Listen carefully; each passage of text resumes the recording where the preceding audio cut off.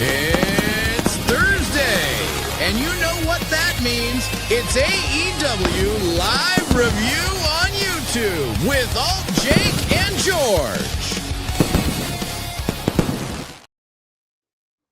Hello, everybody. Welcome to the AEW Dynamite Review. My name's George.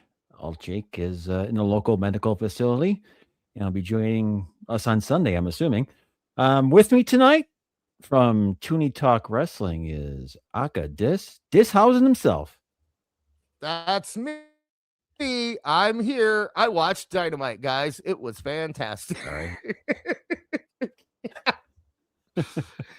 It was a show. Hi, George. Yeah. I told you, I think when we talked on Toonie Talk, that Tony does not do a very good job of booking after a pay-per-view. You warned me over and over again that I shouldn't do this. And but you know what? Jake has come through for me so many times that I needed to come through for him. So hi, chat. Yeah. Hi, George. Hi, everybody. Here I am, live and live and something on Thursday night. Yeah, it was your idea too. You came to me and suggested it. So yeah, there you go. Well, you came on our show, you know. Yeah, well, you got it. Me, so. And why would I miss a chance to watch the most exciting 2 hours of television? 2 hours and 15 minutes to be 15 exact. minutes, yeah, 2 hours and 15 minutes of television every week. That'd be ridiculous. So hey, can you hear that in your headphones? Can you hear that? A little bit. No. A little bit. Okay. I'm doing the reporter thing where the reporter puts his right hand to his right ear. Okay, breaking news. So yeah, Tony Khan has actually informed me that Jake has been released from the local medical facility. He has cleared medical protocol and he's looking for a fight, and he is here tonight. AltJake. Hello, everybody. I am here. I am about Yay! 80% and we're having fun, but you guys popped me with that. Making poor Dis watch the show. I don't know how I'm so happy that you stepped in for me and wanted to help. Like I feel genuine friendship from that, but man, you really took a bullet to watch Dynamite. It's yeah. I almost honestly, like, the fact that you were doing this, I told my wife, I'm like, I have to do this because when was the last time Dis has watched a Dynamite? and also we learned how to say welcome, everybody. Sorry. I had to pop myself. I'm having fun here. We're gonna have a good night tonight. We're gonna have a good. Oh, look, we got a super chat. Oh shoot, look at that. Hang on. We're gonna keep in mind the for $10 or more on super chat, you do enter into the drawing. Oh yeah. I'll let you run through that. And they're five. I maxed out at five maximum entries per person. So Double A's in for his 5, and I got a couple other people that have. All right. We'll get to it later. I wasn't sure if it was 5 per show or 5 total. No, 5 altogether. 5 per show. That makes sense with making the additions. But hang on, we got a super chat. We got to give him a woo. Thank you, you and Cumia. Did you enjoy Dynamite Dis? Did you make Max watch it too? I had that written down as a question I wanted to ask at some point. Dear God, no. That's child abuse. I can't. That's why he asked. They brought kids to the show live. I haven't seen all of Revolution, but I've seen enough. I've seen enough to know. We'll get to a point. There was a point in that show where they did a close-up of a kid. We'll get to there. We'll get to it. I was just like, what the hell are you doing right now? Yeah. And then they did that again and again and again. Because there was a kid, so they had to show him over and over again. The one, yes. Why? I don't. That's all you're gonna get is the one. They pay extra for that. Tony pays extra. I mean, bring your kids, please. We want to be, and he still claims to claim to be family friendly. I just don't understand. Rizzler was on the pre-show. He got beat. He got the shit beat out of him. Yes, he did. Family friendly. Beating up children. This is what we've come to. All right. I mean, hey, let's. I've watched. I mean, I've seen good portions of Revolution, so we can talk about as much of that as we want to of it. But I did watch all of Dynamite in my state that I'm in. I did watch it, but it's been watched for all that it's worth. Before you jumped in with its great movie clip from Darby. Yeah, before the pre-show, before our little pre-show, this was on with me. We were talking about what was actually followed up on from Revolution. And there was like 2 segments we figured, maybe 3. Yeah, no, I mean that's always I heard you saying it before I came on, where you're telling Tony doesn't book. He doesn't look at the shows afterward that they need to follow up. He's moving forward. He's already booking towards the next pay-per-view that's less than a month away. Like, do you really need, with everything that Dynasty that one? Yeah, which I mean that's gonna be great, right? Like, fantastic! It's in Vancouver. Yeah, right. So we know Edge and Christian are winning. There we go. That makes that easy. Put them over in Canada, I guess. I don't know.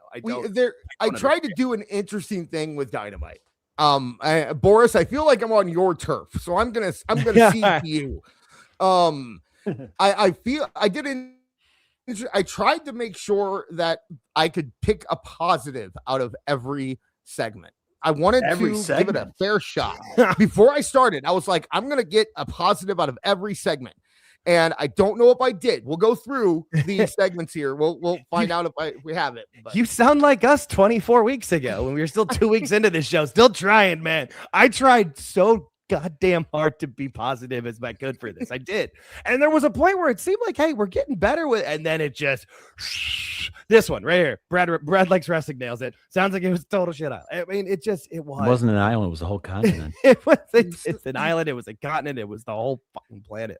Tony did do one really smart thing in here when we get to it. It's under the radar, but when we get to it, I'll bring it up with you guys. It's really smart of him to do this. Yeah, I mean, well, we can run through the show. I didn't obviously grab pictures, but I don't think we really need to. I mean, first off, they come back with Will Ospreay of just like that. Did anyone else feel like that was a minimal return? I feel like that should have been before. Hang on, Jake. I don't know. Before that, they're in Fresno. Okay, they're in Fresno, California. So Excalibur comes out because he missed last week. So Excalibur's back to shouting at us. They do a quick Revolution recap, and then they go to Danielson and Shivani at the desk. And they're talking about the Tony Storm incident.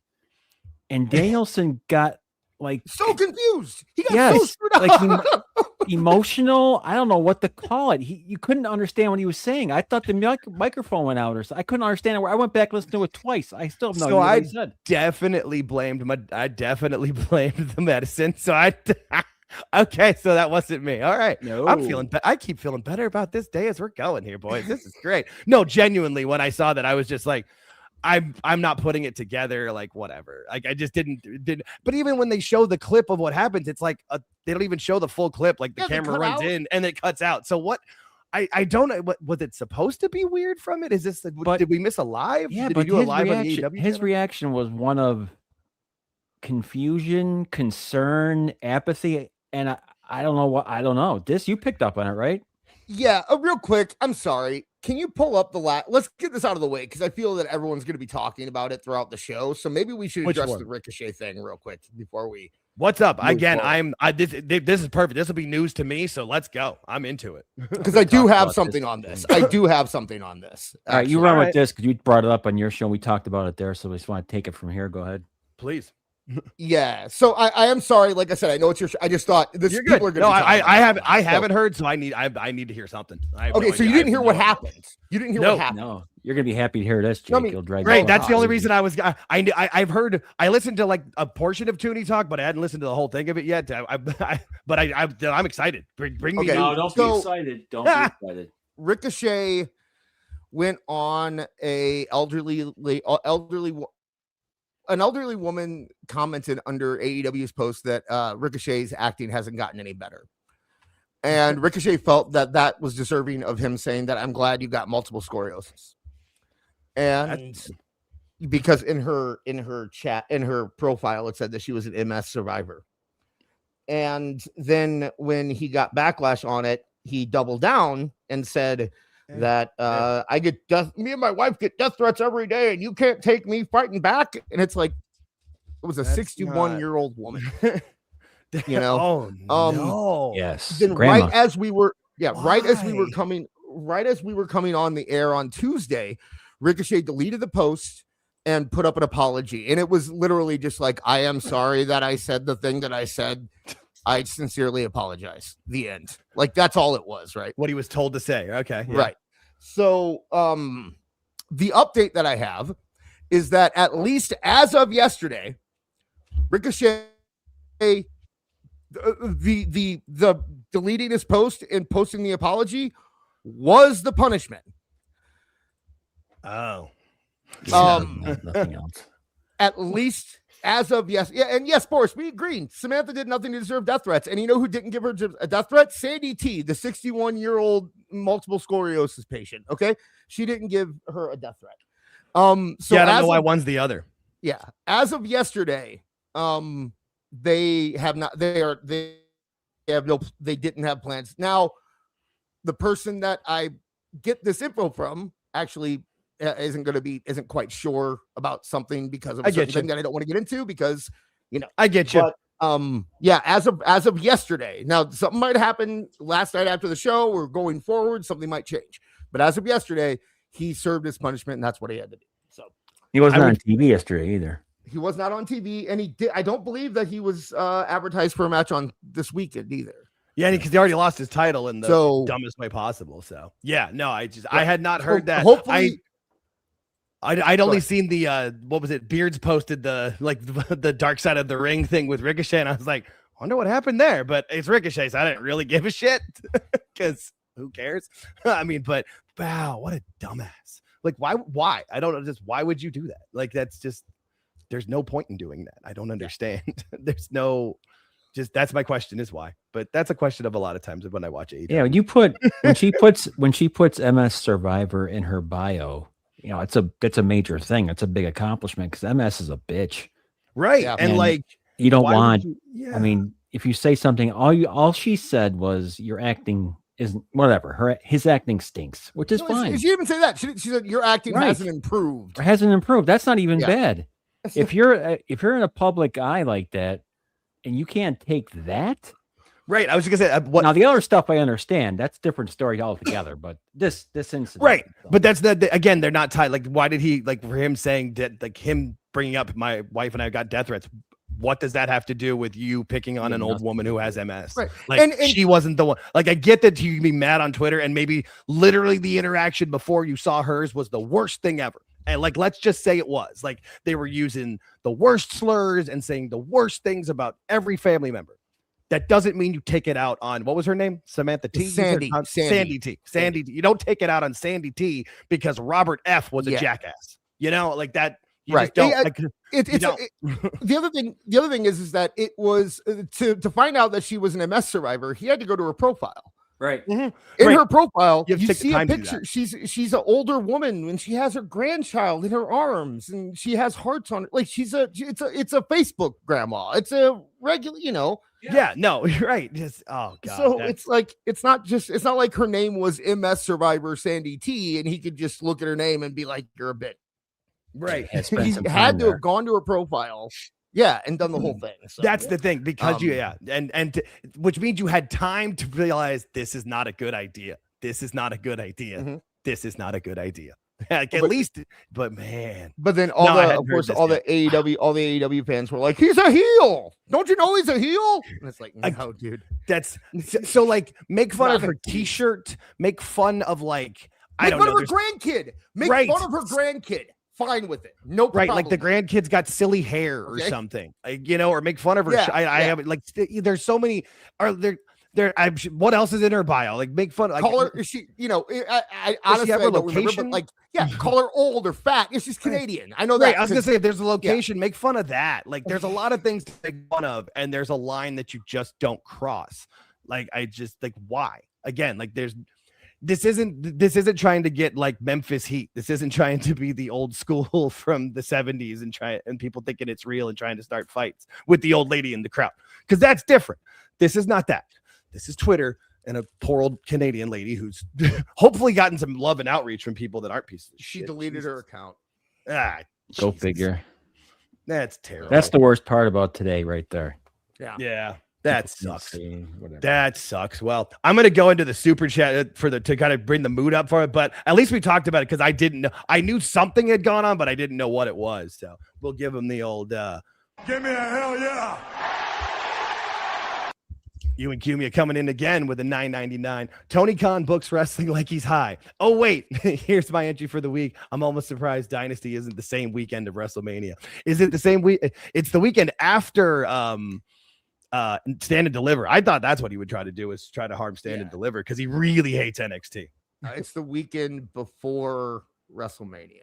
There might be a TNA pay-per-view that weekend too. I'm not sure. Makes sense. I'll give him the credit. It makes sense.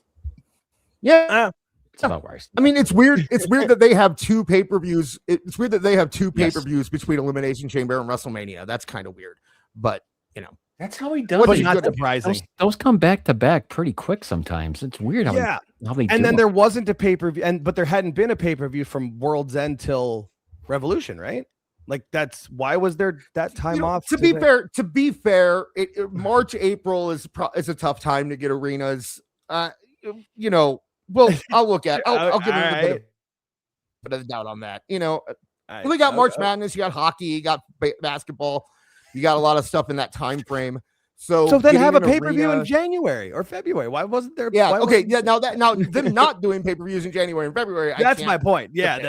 Because there was. Or was there one? I don't remember. It's hard to. I try to keep track with it, but then when you keep track of something and they don't follow, it goes away, or they don't follow it up, or all of a sudden the baby face is a heel, or the heel is a baby face, and I'm confused. But yeah, which much like Bryan Danielson was. Look at me bringing it right back to where we were. There we go. Let's get back to. It was a weird beginning. It was a weird beginning for him, and then Ospreay. You see his little promo beforehand, little vignette there. And then it's Ospreay. I put Ospreay against nobody, but then it was Blake Christian, so I put Blake Christian's name in my notes. So, well, I mean, it looked like nobody the way he was. Yes. How much they were pumping Ospreay, and he's just standing in the corner. I thought it was nobody too, and it took me a minute to realize it was Blake Christian. I was like, oh. And I thought, I'm going, okay, good. Start Ospreay off with a quick squash match, and we'll be on our way. Perfect. Nope. Yeah, right? What? Okay, thank you. I was letting you guys go. No, you're good. I was waiting for you to come in with it because I figured I get so mad at this.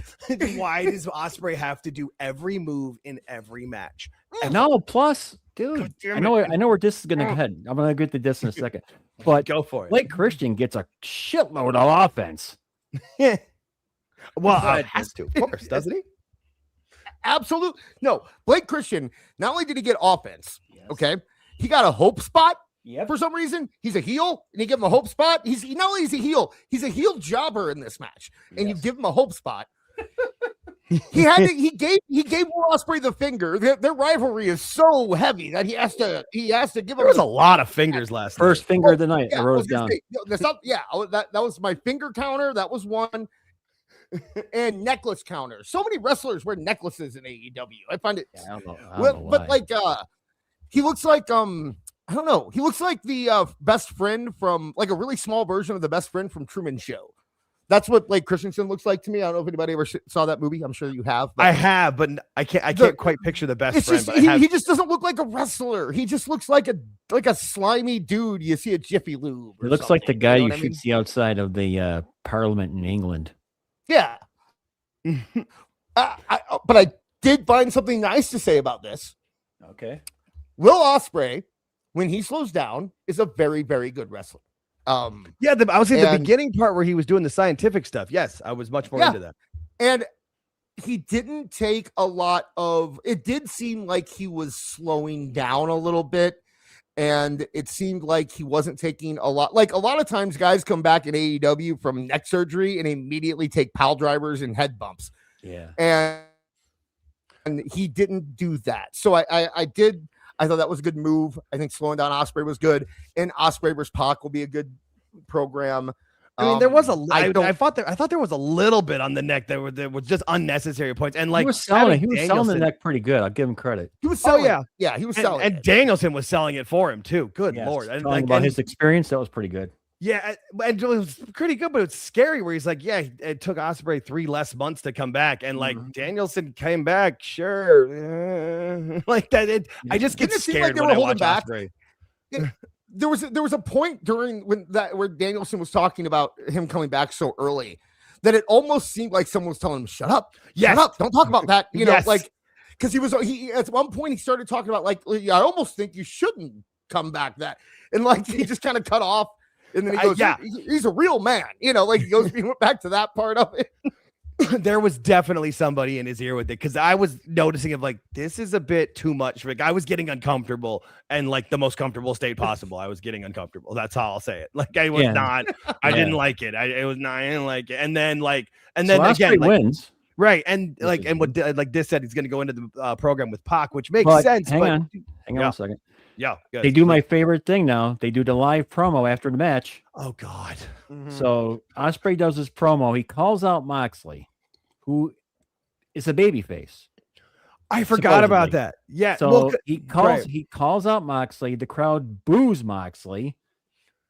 He attacks because Moxley's the one who hurt him. Ospreay attacks Moxley after they came in, after he addressed them. So Ospreay attacks him, and they introduce the second match, and then Pac attacks Ospreay before that second match, because they already had the guys coming out. The Bang Bang Gang were coming out for the next match, and then Pac came out, and it was a confusing bit of. Well, no. I thought no. It was the other way. Yeah, Pac was out first. Yeah, no, Pac was out first doing this, because then Moxley had come out and left, and because they Ospreay was going after Mox coming out, or was going after Pac when the Bang Bang Gang was coming out. The confusing part was that the Bang Bang Bang started. The Bang Bang Bang. Bang Bang That's Gang fine. Good enough. They started coming out. The real Triple B. Ospreay charged up the ramp at Pac, but he initially called out Moxley, who was now in the ring. Yeah. So you'd think that he would go after Moxley, but instead he turned around and dove after Pac, who was on. It was just a weird. It was a weird didn't make segment, any. And then we had them focusing on Moxley hurting him. Like when he did it, he was the heel, but like he's your big baby face now. Like, now he's don't a heel mention again. I guess. Yes, because they all booed him, and they booed him the next time he came out. Well, because of Ospreay. Ospreay's the boy. Ospreay. Oh, look, we got white glasses here. We got run-ins all over the place tonight. No, they booed him again just because he's the one who hurt him. Next week, what happens? Made sure to mention it with it, but I mean, well, and then the match with the Bang Bang Gang. Poor Ace Austin and Juice Robinson. I mean, they were cannon fodder. Carry away with Juice Robinson. Juice Robinson. Dude, I was such a big fan of Juice Robinson, and now I can't look at him. I was got Japanese perm hair. He looks like the word was is the specific word in that. Yeah, he looks like a midget version of Bruiser Brody, except he acts like Boogie Woogie Man Jimmy Fallon. Like that's it's like this comparison. Weird mismatch of a bunch of this one right there. Look at that. There it is. Look at that shot. That have nothing to do with each other, and everyone looks so generic. Yeah, look at this picture. It looks like wearing black, except for Ace Austin. Everyone's wearing black. And Ace Austin, dude, that guy is the most extra person I've ever seen in my life. Like, to slow down. What are you doing? Why do you have to slide every time you go into the corner? Why do it's like, why do you have to do a flip every time you go outside the ring? Like everything he does, it seems like he has to do 3 extra steps to get to it that have nothing to do with the move that he's trying to do at the time. Right. And I watched him in TNA, and I don't remember him being like that in TNA, but maybe I was so focused on this Juice Robinson. I can't. That hair. I mean, for it to go that puffy that quickly was the surprising part to me with it. I just didn't understand. I wrote down, Yuta looks painfully thin. Yeah. The hair, he lost 10 pounds with the hair. It's amazing. Yeah, no, and this match didn't really what was the purpose behind this one of having Mox and Yuta tag up? I just didn't understand that. That was where my confusion was. I always say when I see Yuta, he is better in the ring than we typically give him credit he's good for. in the ring. Yeah. Moxley's terrible. Yeah. Like, just he's not like not even like, oh, he's not as good as people say. No, he is flat out terrible in the ring. Like, he sells moves before they get delivered. Right. He telegraphs the faces. Yeah. He like I said, he telegraphs everything. When somebody's about to punch him, it's like they're about to punch him because you look at his face. When he's about to get kicked, that. Yeah. It's I don't know. He was a better wrestler when he was an alcoholic.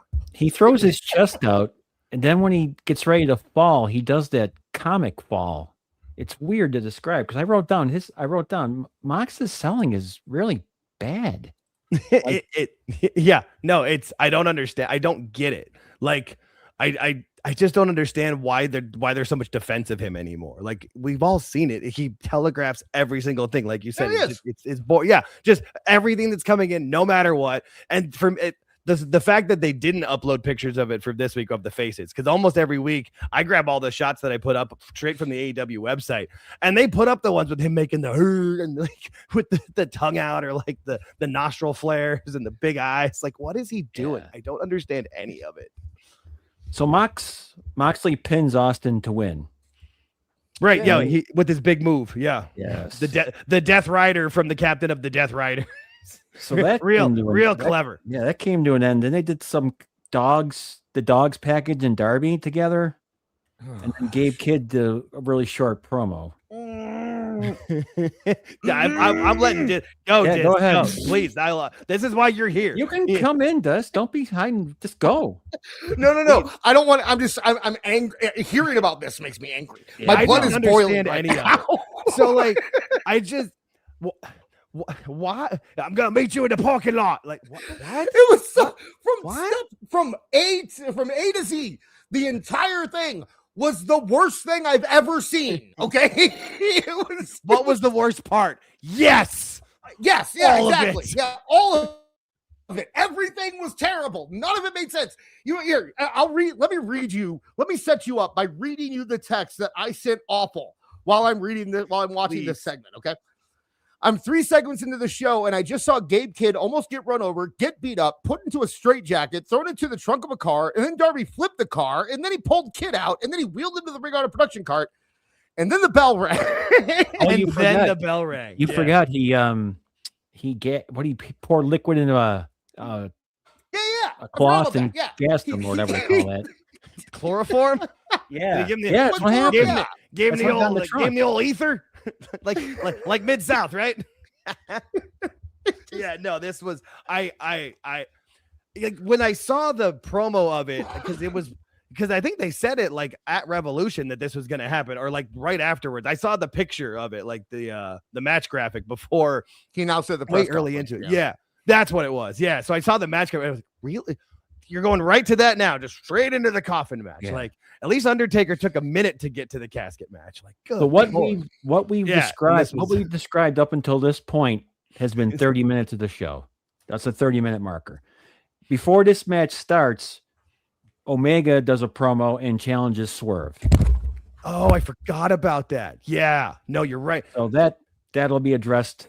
No, Dis said it earlier with Swerve. The finger counter. We talk like we should a world championship counter, because that was the whole point of that promo from Omega, was that we were going to get to the to fight for the #1 contendership, and then he still had to do his adieu, bang bang, blah, kind of crap, which I don't understand.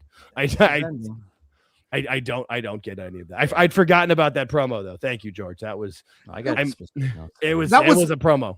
that was my thumbs up part of the segment, by the way. Was the Kenny Omega promo, because it was harmless, it was fine. Just until the end. I wish you wouldn't do that bang bang crap. I don't. Yeah, he just didn't. It works with the live. Like, I don't like it, but it works with the live crowd. It's one of those type of things. Like, it's not for me, but when I've seen it in person with a live crowd where they'll do the bang, yeah, like they love it. Great, good for them. In a vignette, and you kiss your own finger, like it looks silly. It's a back to you, Swerve. And it also doesn't work because he looks so old right now. God bless you. Like, nobody has aged hard. Well, one person has aged harder in AEW than Kenny Omega, and that's Tony Khan. But like, to Kenny's pretty close. I'd argue Cope. We'll get there later, though. No, I'm counting from the beginning of AEW. Okay. But I mean, he does look like you might have caught up in that short period of time, though. You might not be wrong. Yeah. But yeah, so I mean, because I understand why Kenny looks old. I'm not gonna get on his case for it. I get it. But when you get older, you should probably adjust what you do and change your style. He has sort of. He has in ring. Yes. His wrestling style, yes, but I mean, the stuff that made you look cool. It feels.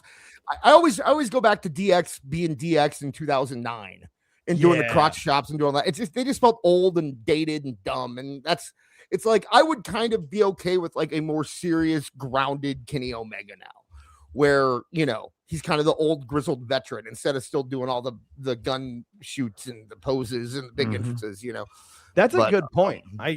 That's a very good point about, because there are times where, you're just doing what you did in your 20s and now you're in your 40s and it's not really as good. It's Jericho and the Young Bucks are very guilty of that too. I was gonna say, and that leads kind of into the next match, which was.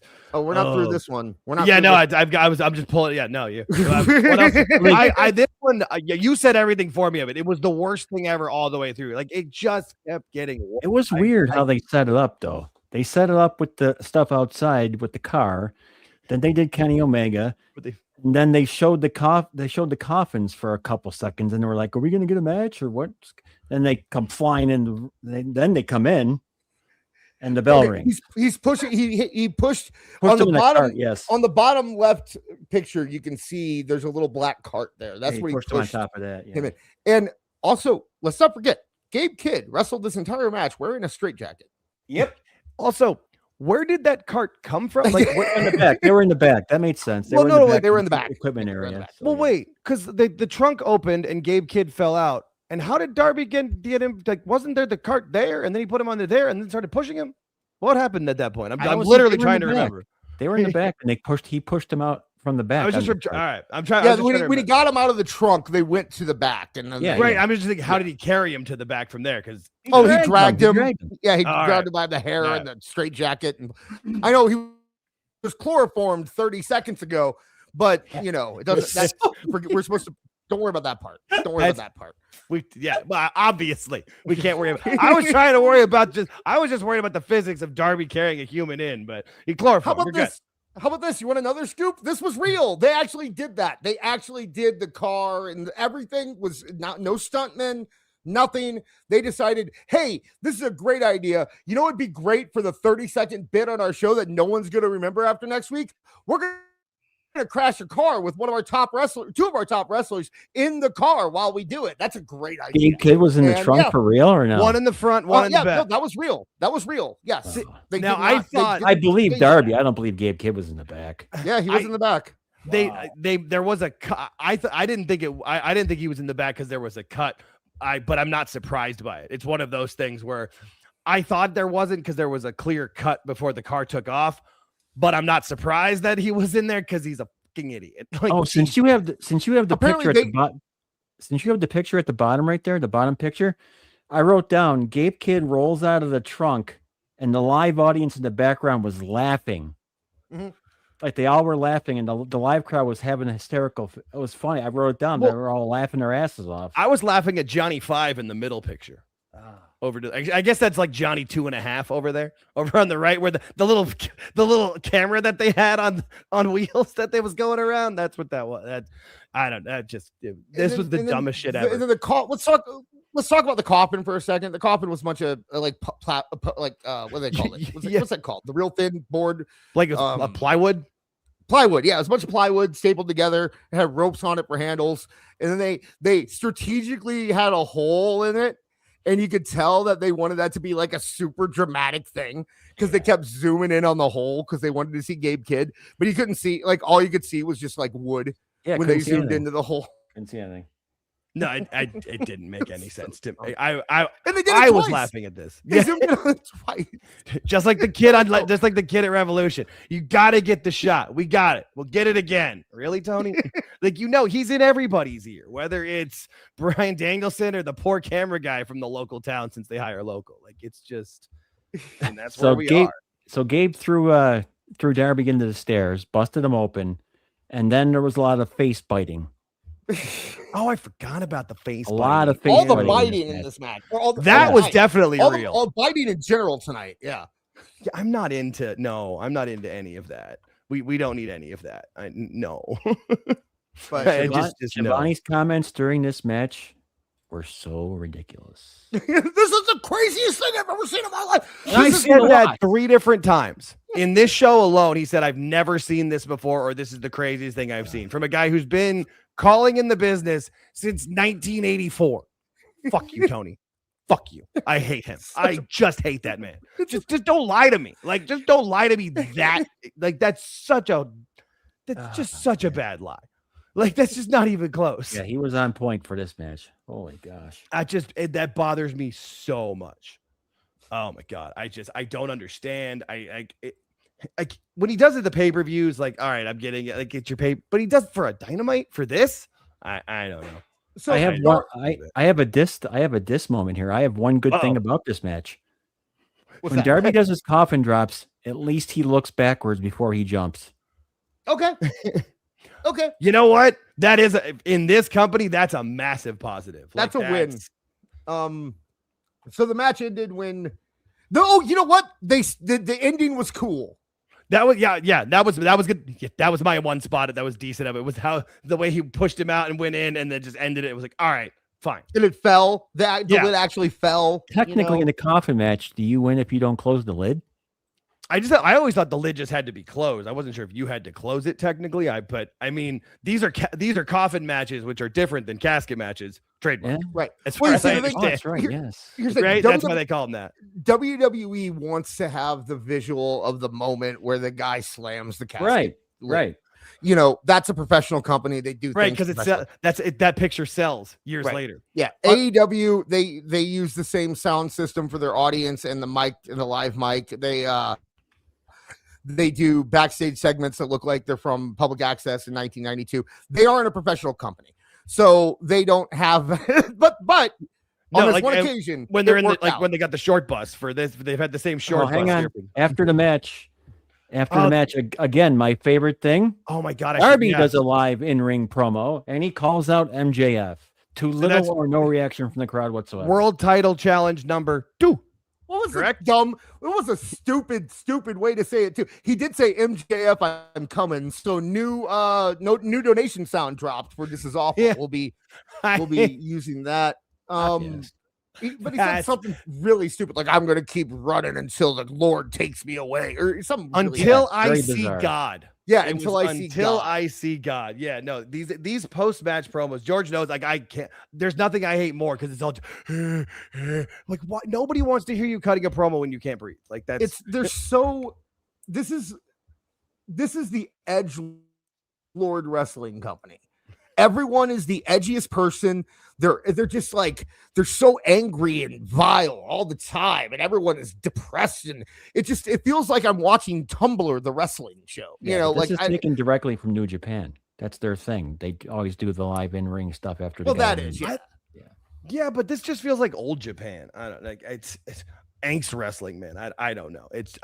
These post-match promos are just. They're all terrible. And this one was the only thing anybody remembers from this one is the very end. I'm coming. We didn't need that. Thanks, bud. Listen for it this week on This Is Awful. Yeah, right. Just all you gotta do is give a super chat. Give a super chat and they'll come in. Yeah. Erica in the chat brought up a good point, which said in all of this, the crowd was dead. That's what I mean. I'm dead quiet. I wrote it down. I said the crowd was dead at all. How do you react to that? They're always dead in this one. Because I wrote down, how is the crowd supposed to relax? This is a bizarre match, and I don't know what to make of this. It felt more like a storyline than a match. It felt more like an angle than an actual match. What I didn't understand, an indie film, like a student film. Yeah. But why would you? Okay, this is not the reason I said this feels like more like an angle is because Gabe Kidd didn't really lose this match. I mean, in the grand scheme of things, Gabe Kidd looks like the hero in this match. Yeah, he fought the whole. He almost got run over by a car. He got chloroformed. He got thrown into the back of a trunk. They in a car that was flipped. And then they flipped the car, and then he got dragged out, and then he got dragged into the arena, forced wrestle a match in a straitjacket, and still almost won. Okay, so how is Gabe Kidd the heel in this match? When you look, if that's not a moral victory, man, like that is right. Yeah. When you say it out, like when you put it out on paper like that, son of a bitch, that is goddamn. So you gotta imagine they're gonna do more, but it's like, then why Why? You do a coffin match? Couldn't you just do the angle outside and call it a day? Do we have to have the coffin match afterwards? Is that really necessary? That's what I assumed. I assumed that shot at the end was the end, like when Gabe Kidd fell out, and that was it. And then it kept going and kept going. Yeah. And then because they're in California, it's shot during the day because it's 5 o'clock there to go live at 8 p.m. Eastern. So it's, oh my God. No, that was the whole So I thing wonder was why this awful. wasn't on the pay-per-view and something else wasn't. Because this would have been good for the pay-per-view crowd, I think. Maybe. Well, I mean, what would you have what would Tony have taken off though? I mean, You could have easily taken out the Nah. You can't do this on the pay-per-view, because if you do this on the pay-per-view, then nobody's gonna care when MJF put the needle through valid point. Paige's cheek. Oh, or whatever, you know. Yeah, So. that did happen. Ew. Yep, it sure did. It sure did. Yeah. No, Then came now comes the short bump. yeah, this show, which I couldn't find a picture of on Twitter. No one's posting that because it was that embarrassing. With one-armed Luchasaurus. But they had driving bus. they did the whole comic book thing where they take the bus and they put it on the U.S. Not map. comic book, Indiana Jones. That was a straight Indiana Jones ripoff. That was Sorry. Okay. Yeah. From No. the Indiana Homage. Jones Let's movies, call it they take the bus- homage. They take the bus and they move it. Were they south of the border? Also, did it start south of the border? No. Or was that They just were. me? No, yeah, All they weren't. So I try, talking. I said I'm gonna try to find something positive. This was the only quote unquote fun part of the show. This was like, there's no other part of the show that, like, let's say you're an AEW fan and like, you want to smile. This is really the only part of the show that wasn't dark, edgelord, grimy, that's a good point. disgusting stuff. It wasn't my thing. I thought it was kind of pointless, I guess.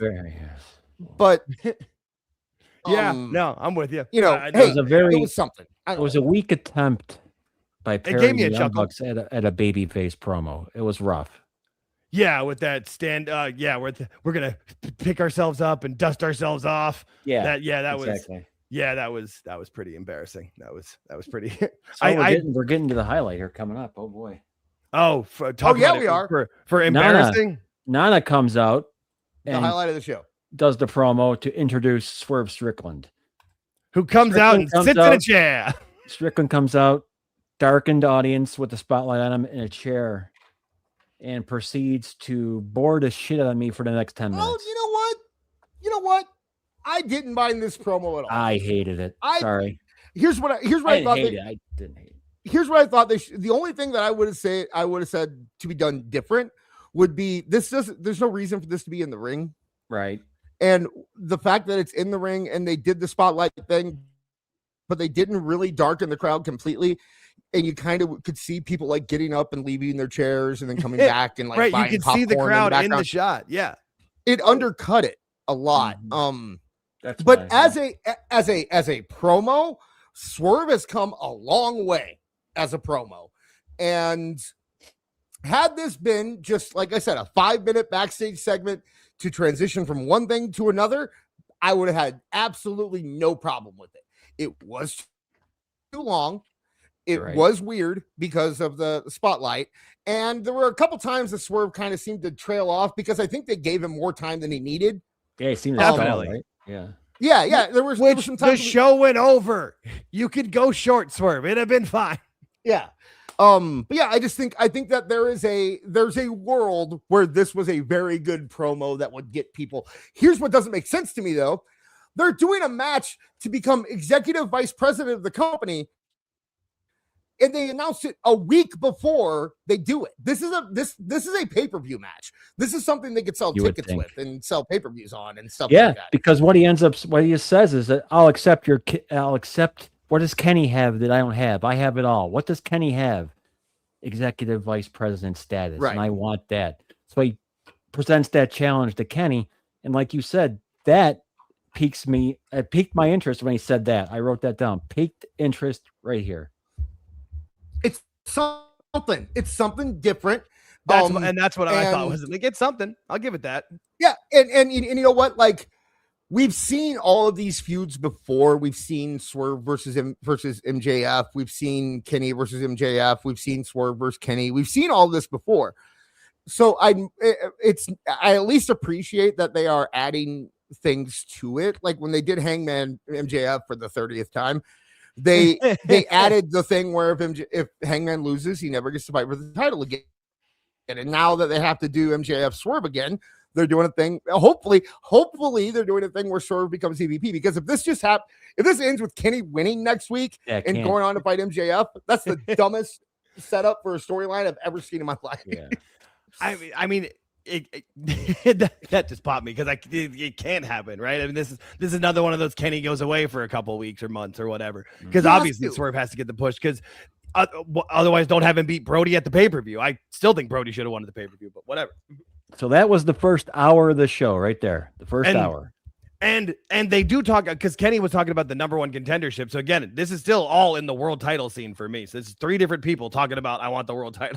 Yeah. And then they open up the second hour with Renee interviewing Speedball. I don't have the interview, but I got this. She interviews Speedball backstage. He's all flabby and pale, which you can tell by looking at that picture. It's just at least get a physique, dude. A tan and a physique. How can a Canadian somehow simultaneously have a Mexican and Asian accent? But he's he's such an odd man.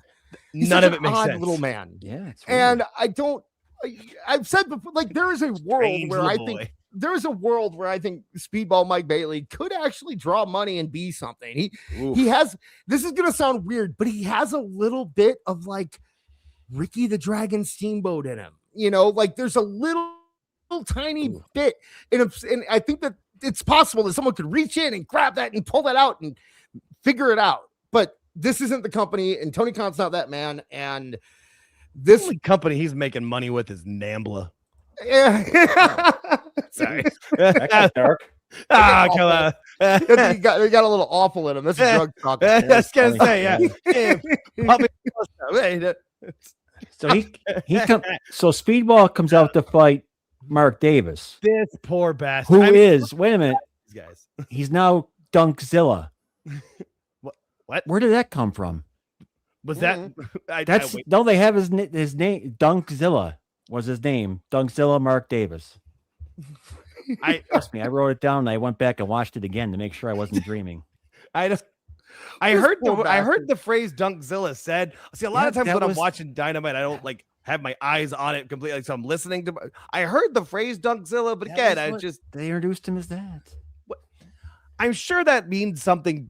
Well, he's in Australia. They're going to lead into something that I think they kind of wanted you to think about when they said Dunkzilla, because what they're doing, and this is actually a pretty smart move. This is what I talked about at the beginning of the show.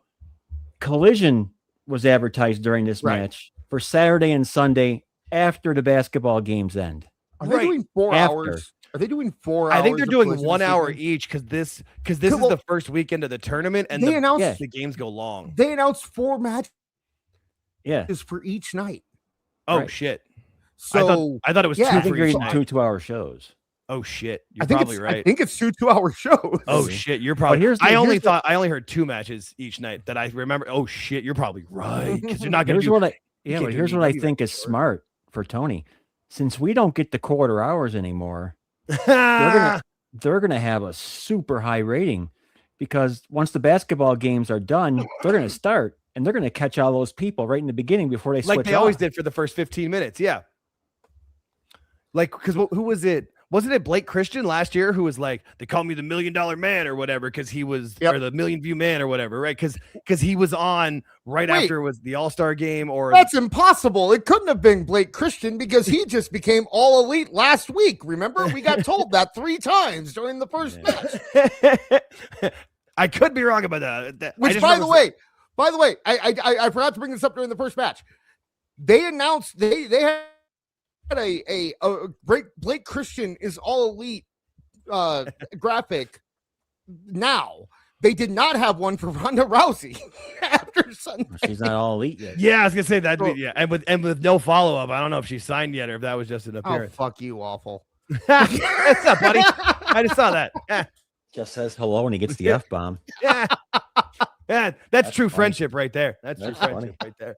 But that's actually a pretty smart marketing move from Tony Khan. No, I didn't think of it. You're right, because you're absolutely right. Because when we saw that when that collision, it was like they started with the million, and by the end they had like under 200,000. No, we're not going to get that. So we're just going to get the average. Yeah. You get that one average, so it'll be the average of like 600,000. Oh, he's gonna love that. You're right.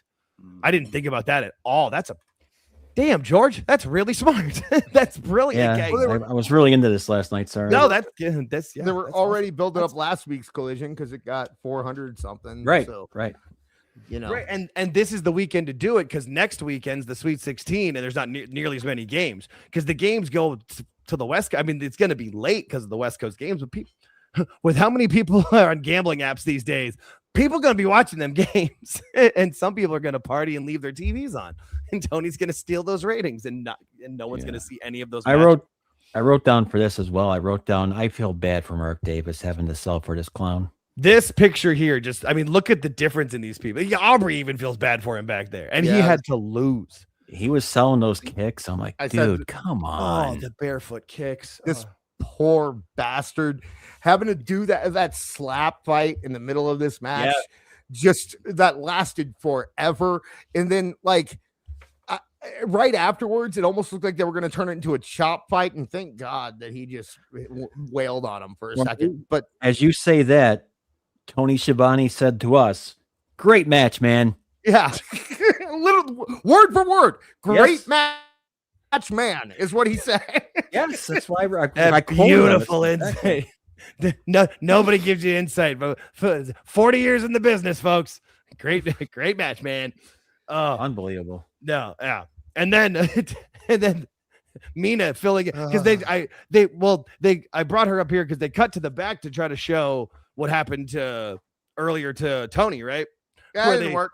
Right, where it's like half a clip where it doesn't even show you, and then Mina's coming out with her baseball bat to Mina versus Mira. This is a terrible match. Before that, didn't we get the MJF promo from After Revolution? Is that when that was? Oh, yeah. Yes. Was that put in there? We got that before this. We got MJF in the back after Revolution saying that he's. Oh, no, it was after this match. Oh, no, you're right. You're right. Yeah, after this match. You're good. My bad. And he says like he's 30 years old. You know, cameraman asked me the question that I wanted to give whatever. And the cameraman fumbles the question. And he didn't do it right. But MJF is going to Disney World. Yeah, MJF spent literally 3 minutes bleeding into a promo. Cameraman's got one line that could be written down, and he blows it. I forgot about that. I had to run just outside for a second, but before I do, I do want to talk about this. I liked this promo. I thought MJF did a good job selling the beating that he got. I liked. There was a line that he did about how like he. When people say that when you get your adrenaline running, you don't feel pain. Well, the adrenaline stopped, and I'm feeling every bump that I took. That like that was a good, solid promo. Yeah, he cut a very good promo, and when he doesn't do this crazy yelling, his promos are great. Yeah. When he sold the fact that like everyone's coming for him. He sold the fact that he did the job that needed to be done, and I have nothing bad to say actually, except for the cameraman bumbling. I felt bad for him. Yeah. At the end, I don't think Disney World was the proper way. Like based on MJF's character, I would have said something like, I'm going to go get laid, or, I think there's another thing that MJF could have said to kind of twist it a little bit. Maybe. I can see that. But for the most part, I think this was a solid promo that was completely ruined about 5 seconds after it ended. Yeah, because the MJF promo was followed by the Okada promo with Roppongi Vice, which is now called something else. RPG Vice. RPG Vice. And that is hyping up the main event for tonight. Oh, you mean this wonderful match that we have? That's the main, but they were doing the promo for that before that, and then the no holds barred match comes up next. Yeah, with Mina versus Marina, because Mina's filling in for Tony. This match got so I'm not trying to be dirty, but this match got so wet. Like they brought out a bottle of champagne, and there was that above camera shot towards the end of it, where just like the floor was wet, the mat was wet, just everything. How cool was it though that there was a thing of champagne under the ring with ice and stuff? I don't understand. I mean, it's in the same spot with the table where the barbed wire plywood, it's right there. It's all just stuff you have under the ring. You never know if you got to throw somebody onto a barbed wire plywood or have a champagne toast with them. I thought Jericho might show back up. Crowd was a little quiet during this match. Sorry, the dog was outside. I had to. No, you're good. The crowd was quiet most of the night, just like anything. They pop when they want to pop, like always. Like that's. And there were more middle fingers during this match too. Yep. Oh God, Marina loves her a middle finger. Marina middle fingers, she's the whole time. That's all she's doing. Like you don't know me. Middle finger, middle finger, middle finger. Like that. Marina might be the worst professional wrestler I've ever seen in my life. Yeah. I mean, she's okay in the ring, but everything that isn't a submission hold, she has no, including talking, including walking to the ring, including getting the crowd involved, including selling, including she's just terrible. She's awful. Yeah, she can throw her kicks. Those kicks look good. Okay, yeah, there you go. The kicks were good. Yeah. But they're gonna make her matches less time filling because this went way too long, and you can't have these two in the ring that long. I'm sorry. Yeah, no, it was way too long. There were a couple spots that were really bad too. Like I like when they came back from commercial and Mina is just like spraying champagne everywhere for some reason. We have no idea why. And like so they had one real champagne bottle and they used that to spray champagne around the ring. And then the other two champagne bottles that were in the bucket for some reason were empty and didn't have corks in them. And that one happened to shatter the second that they hit, she hit her. Yeah, of course. Yeah. No, and then the table spot was so bad. I was dying to see if you were going to find something good about this match. That's what Mina missed her head hitting the ground by about what, an inch? Yeah, and then that was so scary. And then the announcers, like Excalibur, Excalibur tried to sell it by saying, it's actually worse when you don't land on the table. And it's like, then why are you using tables? Dumbass? Yeah, and then Shivani chimed in and goes, "No, she missed it completely." All right, thanks, dumbass. Yeah. And Danielson just sitting there punching himself in the face. His wife's about to have a WrestleMania match, and he's stuck in Fresno with these fucking idiots. And then, of oh course, my God, that poor bastard. After Mina misses the table, that's when they go to the shot of the kid in the Spider-Man hat who looks like he's 3 years old, he looks like it'd be impossible for him to be less interested in what's going on right now. But for some reason, they had a close-up on him for like 10 seconds. They kept on this kid for some reason in the crowd. While the crowd's chanting, "Holy shit, holy shit." And then it's like, here's a baby. There you go. Look at that guy. Yeah, they're trying to take focus off us looking at Mina's butt. Yeah, that was my good part about this match, by the way. Yeah. Fair. No, that's fair. Mina gives Marina a sling blade onto the chair, and she gets a 2 count. So that should have been the finish right there, in my opinion. But they took it a little further.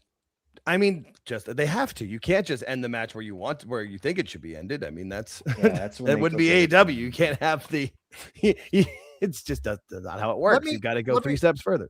Let's try to pull a timeline of this. So Marina was feuding with Toni Storm.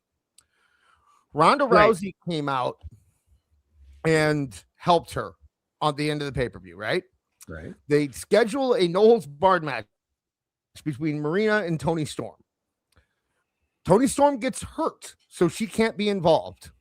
Right, because Marina hit her. Marina also knocked Toni out from Ronda, and that's what started. And then, backstage, something happened that we didn't get to see, and Mina ran out of the room, and they cut out before so we don't get to know what happened back there. And then Mina wins. The replacement beats the person who was feuding with the person that she's replacing. Yes. Yep. Okay. It's not how it's supposed to work, but yeah. I guess it's over. I guess we're done. The Marina Toni Storm storyline is finished. We have nowhere else to go with this. Thanks to Mina. If Storm's legitimately injured, they did it for a reason. So Yeah, because they got to build to something. They paid Ronda all that money. They got to do something with her. Although I'm not convinced they're doing anything with Ronda. I'm not convinced they're doing it. They have. hey, Dish, you're cutting out once in a while, dude. I'm cutting out. I'm sorry. Once every other word. It's raining outside, so my internet might be screwed a little bit here. I'll back off for a second. See what you're good. We get most of it anyway. It happens. And sometimes it's StreamYard, and sometimes it doesn't. It only comes through to us here of it. It's StreamYard. No, this feud never made any sense with how they were running with it. And Luther being part of it, I don't get it. He was distraught though. Distraught. He was verklempt. He was like he couldn't hit the way his acting of trying to put it in. But yeah, no. And so then after this match, Renee is in the back with Andrade. And we have wonderful segment. Don Callis on the phone. Yeah. Explaining to Andrade why he should accept the briefcase full of money from MJF's lackey, whoever that I know his name, but I always forget it. John something or other. I don't know. But Andrade was reluctantly took the money to this was to take out Darby because Darby's being a pain. And is that what it was? Yes, Darby's being a pain in MJF's ass, and he's got enough on his plate. Yeah, because he had 3 different threats tonight alone, so he might as well take one of them out. And so Andrade now, who clearly is turning babyface. How many people are going to revolt in the Callis family? I mean, even Okada called out Takeshita in his promo, so you got one there. It seems like Fletcher's going to one day sooner than later. You know, it's going to happen. But that was the whole point of this to me, was that point at the end of Andrade looking forlorn, like I don't, but I will take this money. That move. You don't know how long Andrade is going to be sober, so you have to rush through his storylines as fast as possible when you get him out. Or the next time he takes too much juice and attacks Sammy Guevara backstage. You know, whatever with it. So this unfortunately leads to our main event. The main event bell rings at 12 minutes to the hour. So I'm like, cool, this is going to end on time. And I won't see an overrun tonight. Continue, please. No, yeah. I laughed because I watched it on HBO Max afterwards, and I turned it on. And it was like 2 hours and 13 minutes. Motherfucker! Like that's I always know going in how long the overrun's going to be. And this was a fantastic ribbon gymnastics routine. This I thought. For the people that love this kind of stuff. Oh, it's great. Yes. By the way. Yes. You were right. You said Tuesday you weren't sure if Jack Perry had the title, and he does have the national title for winning that 21-man battle, whatever the hell it was. Mm-hmm. So you were correct that he did win the title.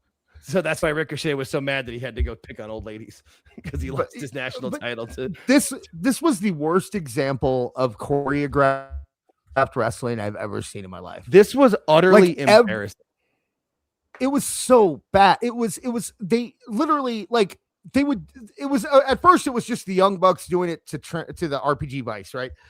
But eventually it became like every move anyone did, all 3 members of every team did. Like they did the same thing over and over and over again it was so unbelievable and ridiculous. I can't understand people who like this, if anyone can tell me that this was a good match. This isn't wrestling. No, I wrote down, if you've seen one Bucks match, you've seen them all. The corpse referee's in the ring.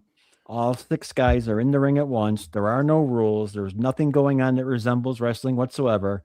Every Bucks match is exactly the same. And they're all telepathic, right? They can communicate without talking to each other. They all know to bite the dicks at the same time, you know? I wrote down dick spot. That was weird. Well, that's Jack Perry's thing now, right? I mean, he did it once, so it's his thing. It went semi-viral. So that's a bad turn of phrase on my part. God damn it! By the way, we're at 22 likes for our live show tonight. We do appreciate. Like to get to 30 if we can, folks. It'd be nice to get to 30 likes. Thank you. We appreciate every single person who likes and subscribes and takes part in this silly meandering that we do, which is less choreographed than this match. There was you even had like the other. what was the point where the heels did the babyface moves, babyface do the heel moves, like everybody, and there's so many double teams and double spots and triple spots. It's just all 6 men were in the ring for at least 2 minutes, at least multiple times. Yes. It just kept going with it. Like it was just this to me, this is where and I'm not. People think, oh, you're such a WWE fan. It's not that. It's just this isn't wrestling to me. This is just choreographed spots, and you're not telling a story. What's the story that's being told in this match? Where was any struggle? Where was any actual anything that resembled a fight in any of this besides just I'm gonna hit you with this spot. I'm gonna hit you with that spot. We're gonna do a crossbow. We're gonna hit you with the cross arm. I feel bad for any professional referee that gets into a ring and looks at this and sees a referee like Rick Knox in the ring. I was gonna, and that's why Rick Knox is the only one who does their matches because he's the only one who can. Because the ref, I feel like any other ref would get just their brain would hemorrhage. This is so after the crotch bite, the Bucks. That seems weird to say. The Bucks and Perry win. The show actually ends at the top of the hour, which was cool. But then the Bucks start a promo at the end of the show and start into the overrun time. I cannot do humble Bucks. That's where I wrote that down exactly. I go humble babyface. Yeah, can't do it. Them out there being like, yep. We're just trying to be good dads. We're just trying to that be one. good fathers, and what kind of fathers would we be? Yeah, that one was like I feel like if I had kids, that would have offended me. I don't have kids, so I didn't offend me, but it is like you know what? Look at these mutants in the crowd. By the way, I couldn't stop looking at that all night. Like one of my favorite reasons to grab shots is who you might find.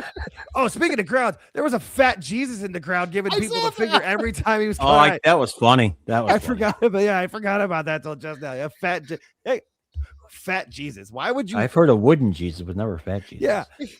Why would you show up to a wrestling event dressed like? I don't understand. Hey, we mentioned them. Yeah, that is fair. That is fair. God damn it, you're right, George. I can't do this. I can't do this Bucks thing now. I can't do that. They are the humble underdog babyface tag team who's fighting from behind and trying to defend their family's honor. And it's like you spent 3 years bashing us over the head with the fact that these people are the worst people on the face of the earth, and I'm supposed to feel sorry for them because they quote unquote lost their position. That means nothing. And one of them lost a bunch of money at a casino once. That was a big story. Yeah, that was it. Yeah, like that. Yeah, yeah. Like there's no redemption arc. There's no Okay, there was. Okay, I guess there was a redemption arc, but it lasted like 3 weeks, and then suddenly they're just baby faces now, and we're supposed to love them, right? Remember, these guys that you're looking at right here gave the Meltzer driver to the owner of the company.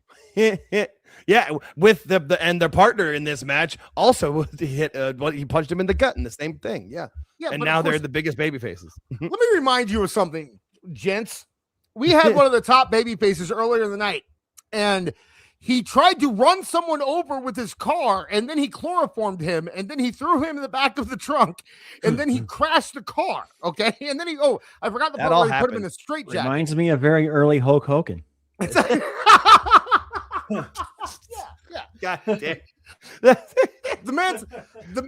a young Tito Santana out there going. There was your comparison to Ricky Steamboat. There, you missed it earlier. No, we missed it. Yeah, no. Darby Steamboat over here. Jesus age. And he's no, so. I don't know. And it went on, and of course, and the whole time they're doing this, the show's overrunning, and that would be technically costing the company money. The overrun's going at about 3-4 minutes at this point, and then we hear Edge's music. Yeah, and the crowd didn't sing it as loud like they normally had been before. Well, I think what they were doing was they cut the music off and let the crowd sing. But this crowd didn't seem to want to sing. Well, there was also you have to remember the last 4 times Edge was around, they were in Canada, right? She'll be in Canada next time we see him again, probably. Yeah. So that's valid. Edge is the Brock Lesnar of AEW. So obviously Edge comes out and Christian comes out. And for the first time that I can remember since they took Beth Phoenix out, or Beth Copeland out, Yeah. He actually mentioned her for the first time as opposed to getting his revenge, like, after it actually happened. But he Right. brought it up now, so that's good. Yeah. Because he pretended like he had been gone since she got hurt. Yeah, okay. And he pretend also it seemed like that she had just found out she wasn't going to need the neck fusion surgery, so everything was okay back at home. So now I got to fix the situation here. That was tough for me to take that lie. It really was. It was tough. No, you don't understand canon, George. See everything that happened between the time that Beth got hurt and the time that Edge left isn't canon, except for him getting with Christian. I guess that is canon, but the rest of it, it doesn't make any sense. And Christian is still a heel too. He hasn't changed his character. He's still gonna be a heel. Good for him. Now, it's all personal for you guys, and it's personal for me because I'm gonna get a bunch of money. Like that was a great line. I love it. No, line. I mean, if you're gonna go with it, I guess go with it. But I feel like the whole point of bringing Edge and Christian back together is so someone can hit the 5-second pose. And if it was like heel Christian can hit the 5-second pose, right? I don't know. I hope they don't. Like, weren't we just talking about how old, like, as wrestlers get older, they need to change their shtick and but I just a one-time callback. I'm not saying go out and do it with the glasses week to week. Yeah. No. I mean, just like once give you that moment of fun, which maybe they'll do because, like you said, the next time that we'll see them in a match will be for the AEW. But the weird thing was they're complimenting the Bucks. They're telling them we respect you, blah blah blah. Then FTR come out with Stokely. And Stokely grabs the mic, and Cope and one of the Bucks tell him to shut up. So he just throws the mic on the ground. And he shuts up. Yeah. And he shuts up. Great heel maneuver. Right. And then FTR charged the ring, and Dax looked like, I don't know if he was selling a leg or he's really hurt because he looked like me walking, which is really rough. He looked like he was trying to hold in. He was trying to make it to the bathroom. Is what it looked like. What it looked like. Exactly. That's what it. Yeah, and also too, like, why is your manager sending you down, the two of you, to go face 4 guys? Like, you weren't. There was no shot of winning that. I don't understand. Like, and there was, what was it? Dax comes in, or was it? Cash came in and got the spear, and Dax got a super kick. I think. I don't know what. They came right in and came right out. It was like.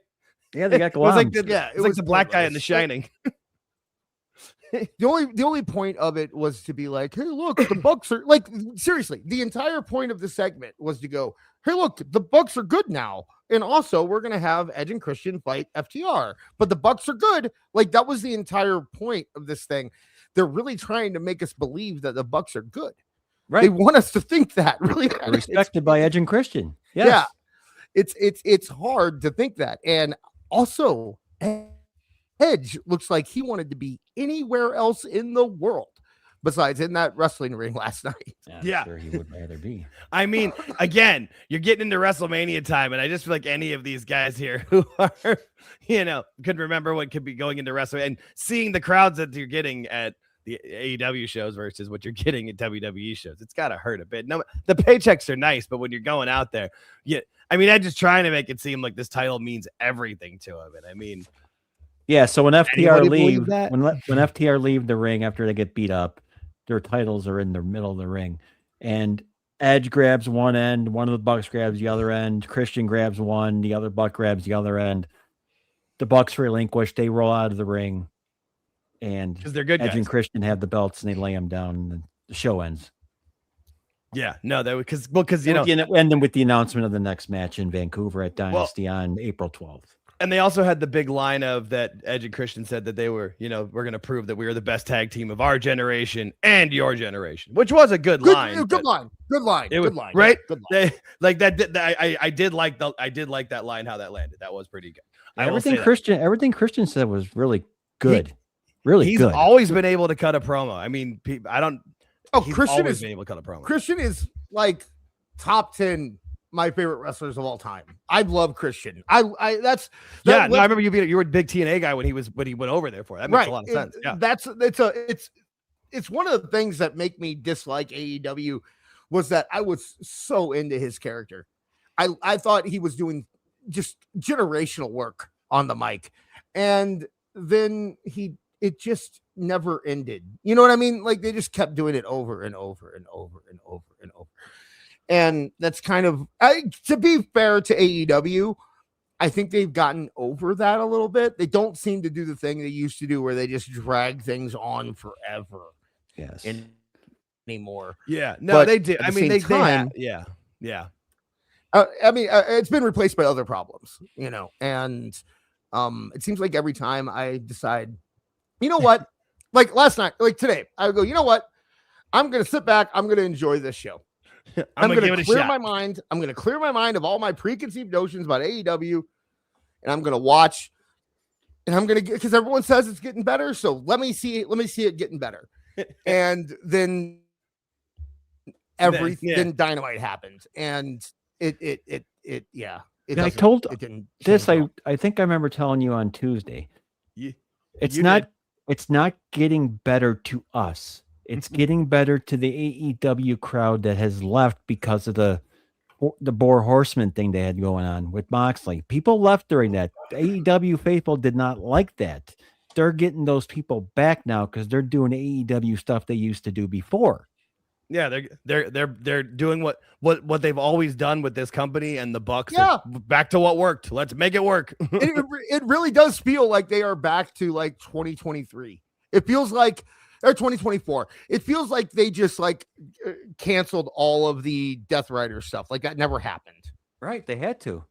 Until Ospreay came back and they had to mention who hurt him, and it was, That's and then true. all of a sudden they were heels again. It's like, oh, if Moxley just needs to just go away for 6 months, like he was supposed to take a vacation a long time ago, and he never did. And please take that vacation, please. I don't know why he hasn't, but please, he just needs to take that vacation. I also haven't been watching our chat as much as I normally was because I was grabbing pictures during the show.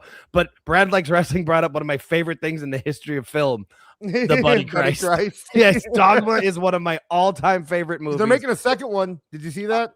I didn't, but I'll give it a shot because that movie is freaking fantastic. I saw Clerks 3, so I'm gonna be. I haven't. I saw Clerks 2 and didn't hesitant? hate it, and I was Clerks I love 3 Clerks 2.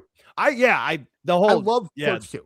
The breakdown of the Lord of the Rings was something not the specific Lord of the Rings, but breaking down something that people love was something I used to love doing at the record store, just making fun of them. Right. Yeah. I was so mean, but God, that's right. Okay. I just saw a Buddy Christ in our chat, and I'm like, I used to have one on my dashboard in my car when I was. I think people 19. who worked in retail have a connection with Kevin Smith stuff because he just especially the old stuff. Yeah. I used to. Right, because I used to work in electronics, and I used to do the exact same thing when we were talking about, I would just destroy people's opinions on stuff. I enjoy this stuff, but Clerks 3, man, it's so depressing and self-serving and self-indulgent and weird. But I'll give the reason apparently they're doing Dogma 2 because the studio said you can do Dogma 2 or you can do Mallrats 2. We'll give you the rights to Mallrats if you do Dogma. So he's doing another Dogma. Oh, all right. I'll give it that. That's fine. Anyway, that's enough side quest. Yeah, Sorry. Those original Kevin Smith movies, I'll always love them. That's great. No, but this, so next week, Dynamite's in St. Paul, Minnesota, at the Roy Wilkins Auditorium. AWA territory. All right. We got that one match that's scheduled so far that they already told us about. So our ticket sales. Swerve Kenny, right?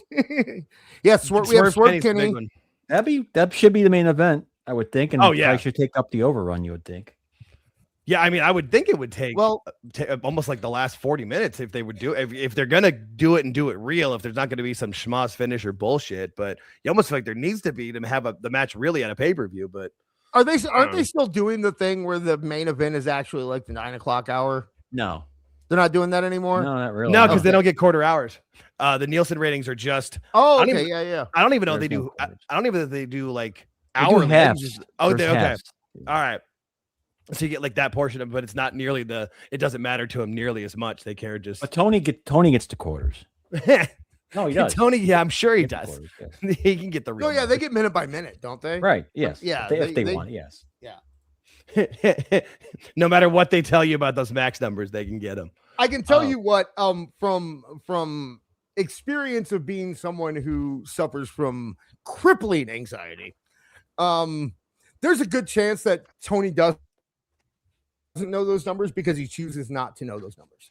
Like like as someone with anxiety, I can tell you that there have been points where it's been like, I know that what is in that envelope is going to be bad, so I'm not going to open that envelope, and it'll never happen in my head. You know what I mean? No, I'm a very good compartmentalizer on certain things. I know exactly what you mean. I get, and I've said that about Tony. That's why people say he's such a liar with the way he talks. I firmly believe he could easily pass a polygraph test, because he firmly believes they are on their best run of shows they've ever had. And these are some of the best matches in the history of wrestling. And this is the best, because again, they're getting their people back.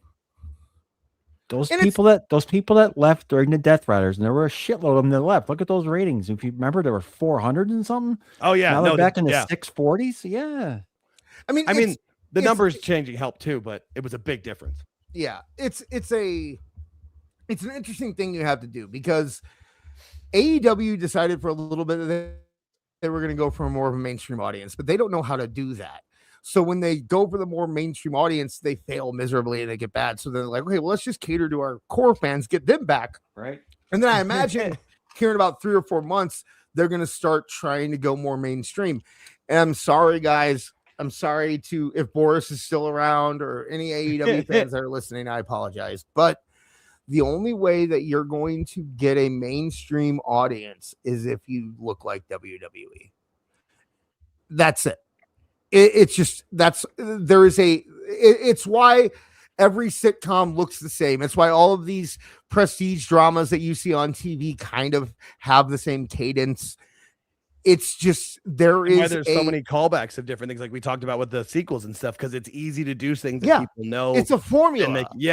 You know, and AEW cannot go mainstream and keep their core audience. You just can't do both. It's not possible. Well, I think you can. And here's why I think you can.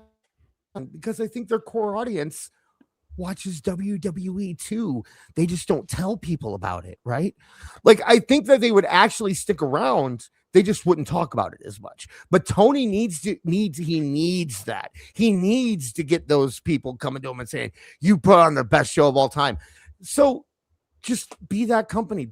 You have enough money. If you really do have enough money, stick to your guns, do exactly what you're doing right now, and don't change a thing forever. Because you say you want to please the sickos. You say that you want, you say you don't care about the mainstream audience or the ratings or whatever. Great. Prove it, and prove it by doing what you're doing for the rest of time, because you will keep the same people you have. Right. If you haven't lost them, you're not losing them now. Yeah. You won't gain one new viewer, but you'll please the quote unquote sickos that you really want to cater to. So, and here's the thing. I think with you just saying that now, what popped into my head was he'll still try to mainstream as long as he has that TV deal. Once that ends and and like you're watching it through my AEW, that'll only be my AEW, but not mine. Like you know what I mean? Like that's what, because at that point he won't have a mainstream platform really. He'll have it, and then he'll be so much happier because he'll be able to do whatever he wants. He doesn't care about the ratings and care about the money or whatever, and he'll make his money do that. I personally think he'll never stop. He needs to beat WWE. You know why he needs to beat WWE? Because there's been more episodes of Dynamite than there has been episodes of Nitro. Mm-hmm. And they've been a company longer than WWE. He has to have that one up on Bischoff. He has to. And the only way, or he has to say, he at least has to say, I am as good as him. And if he's never beaten WWE, he can't say that. So someday in the future, maybe 1 week WWE will, they'll be preempted for a show on Netflix or something. And AEW they'll run a best of episode. Yeah, and AEW will beat them in the ratings, and then Tony Khan, and then at that point he might just disappear. But he wants nothing more than to beat WWE. As much as he calls them a challenger brand or whatever, he wants to be Eric Bischoff. He wants to be Ted Turner, but he wants to beat WWE. And I don't know how long do these shows usually go?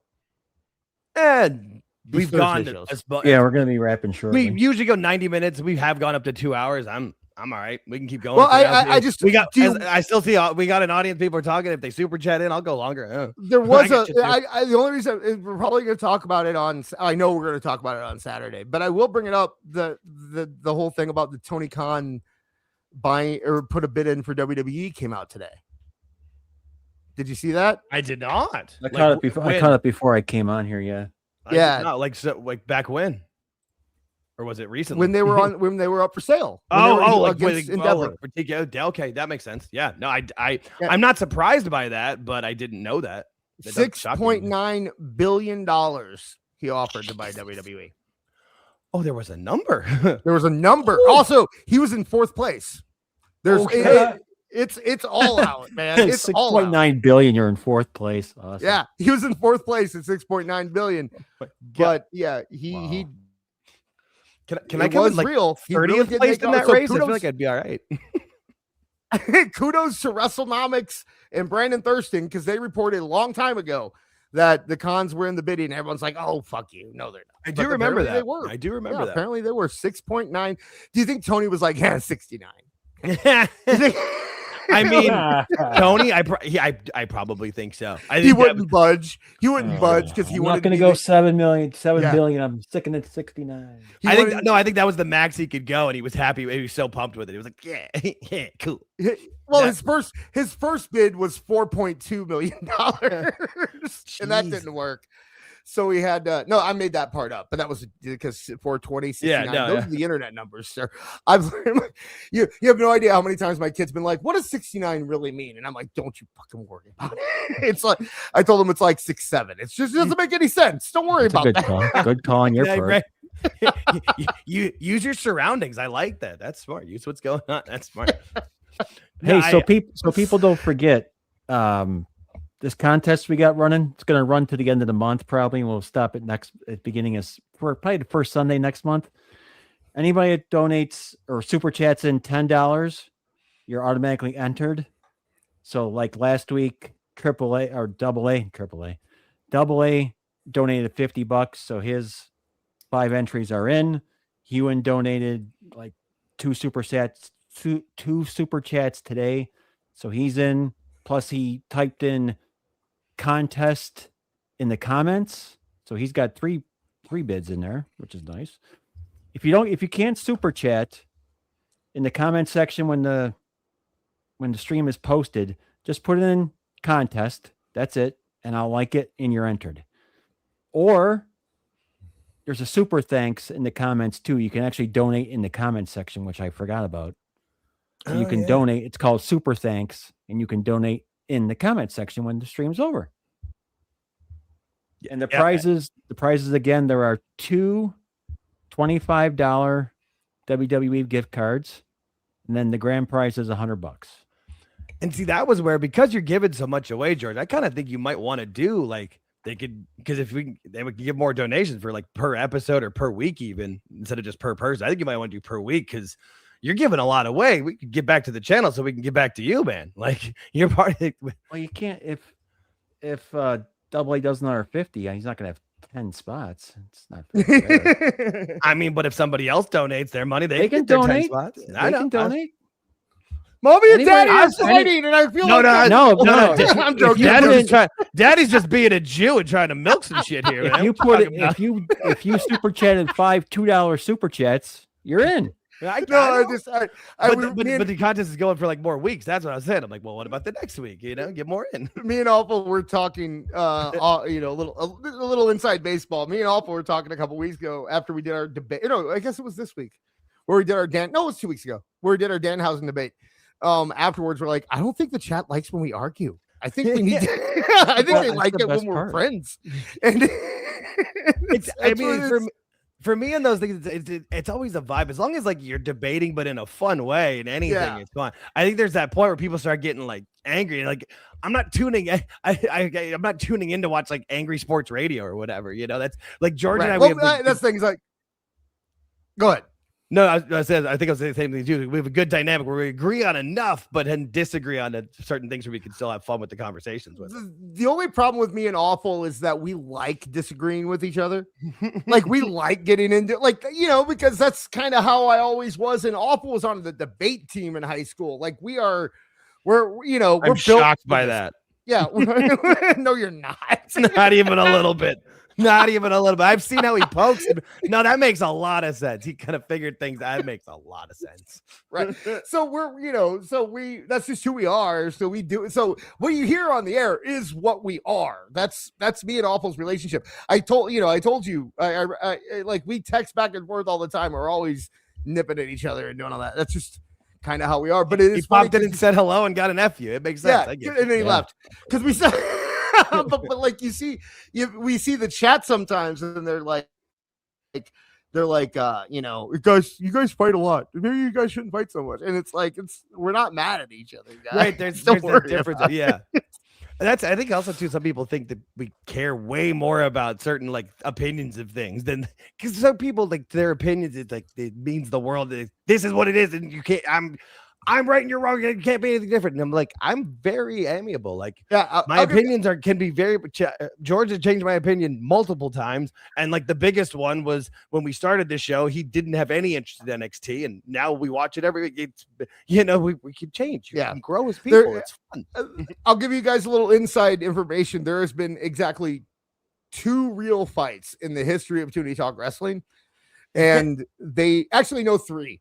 There were 3 real fights. One of them did not happen on air. One of them happened backstage. And only one of them involved me and none of them involved Awful. So me and Awful have never really fought.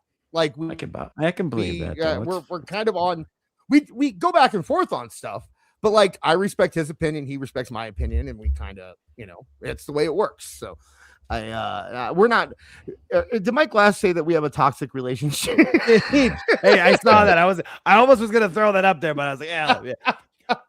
So since you mentioned you and Awful, you want to tell people where they can find you guys every week? Sure. Our baby. If you go over on Saturday nights at 10 p.m. Eastern, 9 p.m. Central Time. You can go over to at Awful Wrestling. That is AEWFUL Wrestling on YouTube, and you'll see This Is Awful every Saturday night. This week there's a lot of stuff to get into this week, so we are trying not to kind of like build, like last week we built the show around T-Boy Wrestling. The week before we built it around Danhausen. This week it seems it's going to be like right up to showtime. We're going to be kind of working things out. Cool. But nice. We tend to be a little bit more chatty and free form there than we are on Toonie Talk Wrestling. But if you prefer the, straight ahead wrestling news, kind of getting all the everything that's happened throughout the week kind of feel, then that's over on at Toon Wrestling on YouTube. And that's Toonie Talk Wrestling, 8 p.m. Eastern, 7 p.m. Central Time. And George was with us this week, and he was fantastic. He's now made the rotation, guys. So I shot George a message afterwards. Yeah, very nice. Thank you. Like, yep, you're in. Couldn't be proud there. Couldn't be proud of George. He was great. He was great, man. And but yeah, we do that, and then Jake is on there. So Jake, why don't you talk? about it every Tuesday? You said, I like how you said it. Like we give you the news and the stories, but we give it in our jackassy way where it's fun. Like we basically have figured out that if we just pop each other and make each other laugh, the chat loves it, and that's all people say. We make fun. Tuesdays have become the most fun couple hours of every week of just laughing about. That's all we do. We don't really cover. It really does. I'm sorry. No, you're good. It really does turn into it turns into like a one-upping thing. Like, I'm going to be funnier than you. No, I'm going to be funnier than you. No, I'm going to be funnier than it does feel like I'd say This Is Awful feels more like 2 guys hang out in a bar and debating stuff. And I think Toonie Talk Wrestling feels more like we're hanging out in the living room and just shooting the shit and drinking a beer and having That's a good comparison. That's a really good comparison. Yeah. So, and you're just telling jokes, and it's just the next one's funnier than the other just because of the atmosphere and the vibe. But we also, what it's great is that George and I rarely ever cover like the Wrestling News or Dave or any of that, because there was a lot of other channels that did it. One of them, namely, being Toonie Talk Wrestling, and we left you guys. And now that I've been able to join that and get, because I've had jokes to make and funny things to say, but I, didn't have the platform with it. So joining that now has kind of given me that outlet of being able to make fun of Dave and Tony and all that. And George and I can still give our Dynamite reviews here every Thursday at 9:30 p.m. Eastern, and then our roundtable discussion show every Sunday at 8:05 p.m. Eastern, both right here at the AltJake Takes on YouTube channel. We're almost at 520 subscribers now. We are making our way to 1,000, man. That's the goal. We're at 29 likes for the live show. One more for 30. Just 30 is a good number for us for the lives. There's 25 of you in there. One of you hasn't hit the like. I already gave you my like. I can't. I'd have to make another account to do it again. Right. Right. I'm like, where's my phone? I can find another one. I can. I got an account somewhere. I can promise you, there will never be a time where you have to worry about Toonie Talk Wrestling or This Is Awful covering Dynamite. Because we have our own niche. You know what's funny? Awful texted me like after George kind of warned me and everything. Awful hit me up on Tuesday or maybe early Wednesday, and he goes, I'm telling you, man, you really don't want to do that. I heard you guys at the beginning. You're like, George sounds kind of scared because he had to do the work with it. And I felt so bad for you. You're texting me watching the show. I'm like, I'm sorry. I'm so sorry. We'll have fun with it. We will make it fun. That's what we do. The show's terrible, but we make watching it enjoyable. We make it worth it.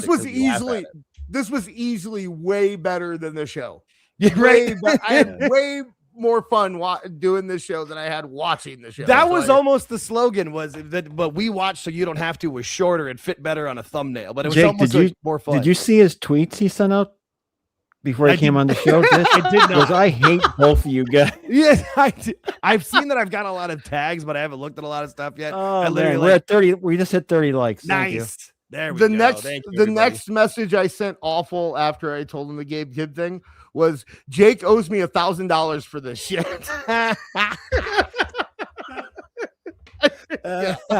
No good deed goes unpunished, right, buddy? Yeah. And he said, he goes, see, I told you. Again, I tried to warn you when you first asked me. I tried to warn you. This is a good person, though. So this is why Dis and I are friends. We're good. We're decent guys. Like, I've done, like, what was it for World's End? You told me, like, or after Elimination Chamber, like during our stream, you're like, I need you to come in. All right, I was exhausted. I was dead tired. I hadn't eaten. I'm like eating on the show, but I will do anything for you guys, man. You guys are my friends. Like, I'd stay for George, man. I would do anything for you guys. And I'm here, and I will, and we love you. I'll commit right now. Thursdays, I normally don't have my kid. So if you are ever in a bind, I will absolutely come on. I can't promise that I will be able to completely watch Dynamite from beginning to end. I might have to speed through it if it's short notice, but I do not mind being. I now that I know that me and George have some chemistry and I'm good with Jake and everything going on here. Anytime you guys need me, I can pop. Cool. Thank you. That's a real happy note and a very good love fest way to end the show. Yeah, no, that's awesome. We really appreciate you coming on and hanging out with us, and everybody in the chat. You know, we love all you guys, everybody who super chatted as well. And we will see you on Sunday. Have a good one, everybody. Thanks for watching AEW Live Review on YouTube with AltJake and George. Tune in on Sundays at 8:05 p.m. Eastern Time for Sunday Night Spaces with AltJake and George live on YouTube.